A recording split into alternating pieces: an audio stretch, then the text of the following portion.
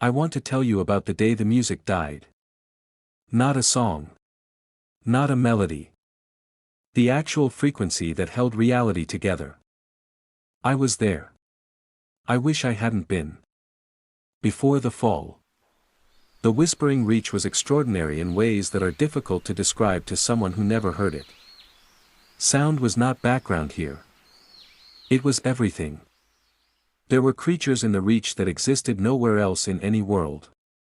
The Sonevra, beings of pure frequency. Not flesh. Not bone.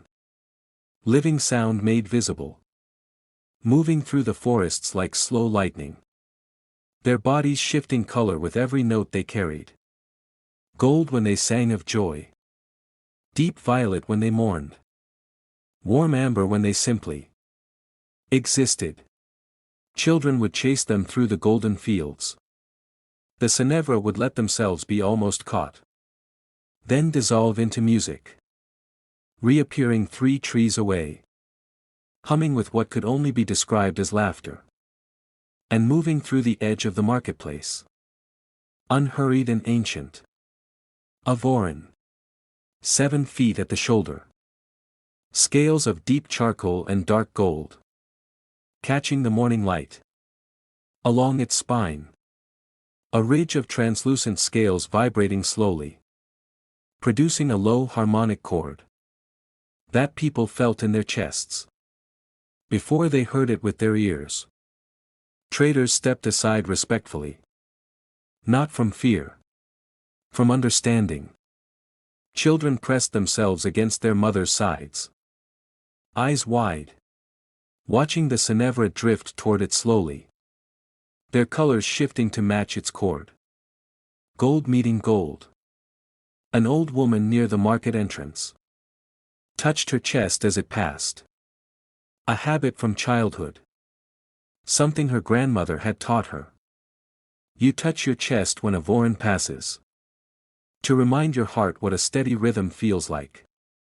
The Vorryn moved into the forest without looking back. The chord faded slowly. The market resumed. As if nothing extraordinary had just walked through it. As if this was simply Tuesday. A farmer named Orin would wake before dawn every morning. Not to work. To listen. Because at dawn in the reach.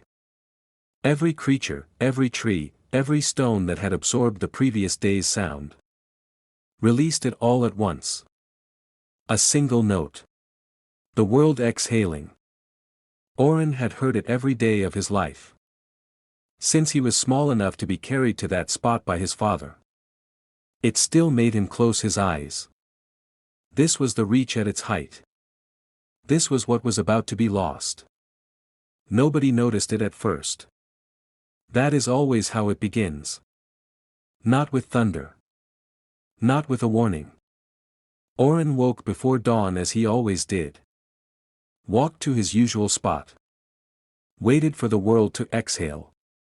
It didn't. He waited longer than he ever had. The sky lightened. Birds moved through the air in silence. Confused by their own quietness.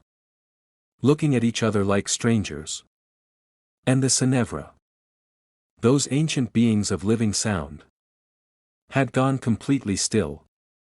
Just standing in the forest. Not singing. Not moving. Watching something Orin couldn't see. At the edge of the forest. Where the marketplace met the tree line. A Vorryn stood completely still. Not moving toward the market. Not moving away. Just standing. Its spinal ridges. Those ancient vibrating scales that had never once stopped moving. In living memory. Completely silent. Not humming. Not resonating. Still. Orin saw it from across the field. He had seen Vorryn his entire life. He had never seen one stand like that. Like something had asked it a question. It didn't know how to answer. Like something was coming. That even it. Ancient and unhurried and utterly unafraid. Did not know how to prepare for. He looked at where it was staring. He saw nothing. Just the forest. Just the trees. Just the usual morning light. But the Vorryn kept staring. And Orin, without quite knowing why, took 3 steps back. The Sonevra were the most gentle of the Reach's inhabitants. They were not the most powerful.